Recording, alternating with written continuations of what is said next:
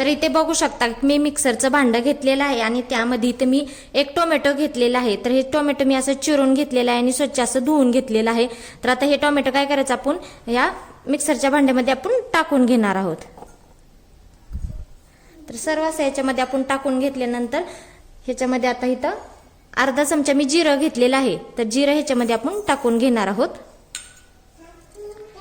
इथं 2 हिरव्या मिरच्या घेतलेल्या आहेत, ते अर्ध्याचा तुकडा करून ह्याच्यामध्ये टाकून घ्यायचं आणि तिखट तुमच्या सोयीनुसार टाकायचं। तुम्हाला आणखी मिरच्या तिखट पाहिजे असले तर आणखी टाकू शकता। इथं अर्धा चमचा ओवा घेतलेला होता, ओवा पण ह्याच्यामध्ये टाकून घ्यायचा आणि इथं 2-4 अशा लसणाच्या पाकळ्या घेतल्या होत्या, ती पण ह्याच्यामध्ये टाकायच्या। 2 अद्रकचं तुकडं घेतलं होतं, ती पण ह्याच्यामध्ये टाकून घ्यायचं आणि ह्याला काय करायचं, बारीक असं वाटून घ्यायचं। ह्याच्यामध्ये पाणी अजिबात ओतायचं नाही, असंच ह्याला आपण बारीक वाटून घेणार आहोत। आणि आज आपण खूप छान असा एक टोमॅटो आणि बेसन पिठापासून मस्त असा चटपटीत नाश्ता करणार आहोत। खायला पण एकदम मस्त लागणार आहे आणि नवीन पद्धतीचा आहे, कमी वेळेत आणि कमी साहित्यामध्ये बनणार आहे। त्यामुळे ही रेसिपी तुम्ही शेवटपर्यंत नक्की बघा। तर चला वेळ न घालवता आपण नाश्त्याला सुरुवात करूया।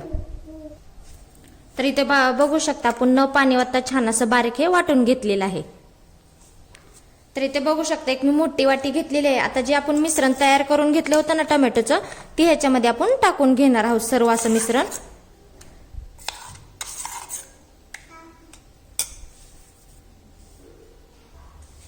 तर इथे बघू शकता आपण भांड्यामध्ये हे सर्व मिश्रण टोमॅटोचं काढून घेतलेलं आहे आणि आता ह्याच्यामध्ये काय करायचं, अर्धा चमचा हळद टाकून घ्यायची। हळद टाकल्यानंतर अर्धा चमचा लाल मिरची पावडर टाकायची, तिखट तुमच्या सोयीनुसार टाकायचं। इथं 1 वाटी बेसन पीठ घेतलेलं आहे, ते ह्याच्यामध्ये आपण टाकून घेणार आहोत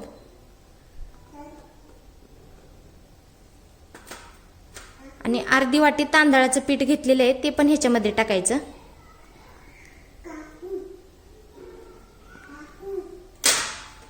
आणि भरपूर अशी कोथिंबीर टाकून घ्यायची बारीक चिरलेली आणि सर्व मिश्रण असं मिक्स करून घ्यायचं। तर इथे छान असं हे मिक्स करून घ्यायचं मिश्रण आणि चांगलं मिक्स झाल्यानंतरच ह्याच्यामध्ये आपण पाणी ओतणार आहोत, लगेच ह्याच्यामध्ये पाणी ओतायचं नाही। तर हे बघा असं छान आता मिक्स पण व्हायला लागलेलं आहे।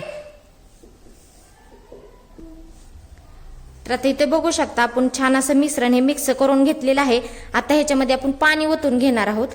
तर आपण मिक्सरच्या भांड्यामध्येच इसळून असं थोडंसं पाणी ओतून घ्यायचं आणि त्याला मिक्स करून घ्यायचं पाण्यामध्ये। तर जास्त असं पातळ पण नाही करायचं, घट्ट असं करायचं, लय घट्ट पण नाही पातळ पण नाही, मध्यम असं हे मिश्रण तयार करून घ्यायचं। तर हे बघा चांगलं असं मिक्स करून घ्यायचं इथं।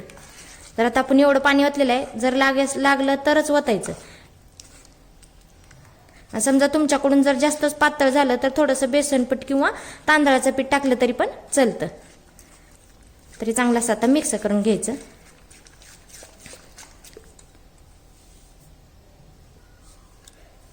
तर इथे बघू शकता आपण छान असं मिक्स करून घेतलेलं आहे आणि आपलं मिश्रण पण छान असं तयार झालेलं आहे। इथं आपल्याला आणखी पाणी लागलेलं नाही, तर जेवढं आपल्याला पाणी होतं तेवढंच आपण थोडंसं ओतून घेतलेलं आहे। तर आता ह्याच्यामध्ये चवीनुसार मीठ टाकून घ्यायचं आणि व्यवस्थित असं हे मिक्स करायचं। आता ह्याच्यामध्ये पाणी नाही ओतायचं, छान असं मिश्रण तयार झालेलं आहे। तर चला आता आपण पुढची तयारी करून घेऊया। तर इथे बघू शकता गॅसवरती एक पॅन ठेवलेला आहे, पॅन आपला थोडासा गरम झालेला आहे, त्यावरती आपण असं तेल टाकून घ्यायचं आणि तेल असं पसरवून घ्यायचं गोल असं।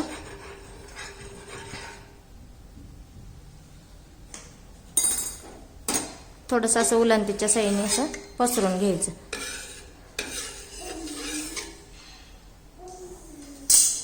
गॅस थोडासा मध्यम ठेवायचा। आता जे आपण मिश्रण तयार करून घेतलं होतं ना, ते ह्याच्यामध्ये आपण टाकून घेणार आहोत। तर इथं मी एक पळी घेतलेलं आहे, तेवढंसं हे टाकून घ्यायचं आणि व्यवस्थित असं हे पसरून घ्यायचं मिश्रण, हलक्या हाताने घ्यायचं आणि ह्याला काय करायचं, लालसर होईपर्यंत आपण ह्याला छान असं भाजून घेणार आहोत। गॅस मध्यमच ठेवायचा भाजत असताना। तर आता ह्याच्यावर आपण झाकण ठेवणार आहोत, म्हणजे छान असं हे वाफलून निघतं।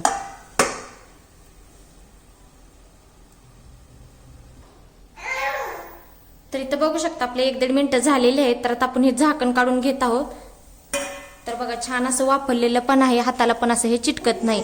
तर खालची साईड छान अशी ही भाजलेली आहे. तर आपण हे पलटी करून घेणार आहोत. तर बघा सहजपणे असं व्यवस्थित असं हे निघतं पण. आणि हे आता छान अशाच पद्धतीनं खालची साईड पण भाजून घ्यायची मध्यम गॅसवरती.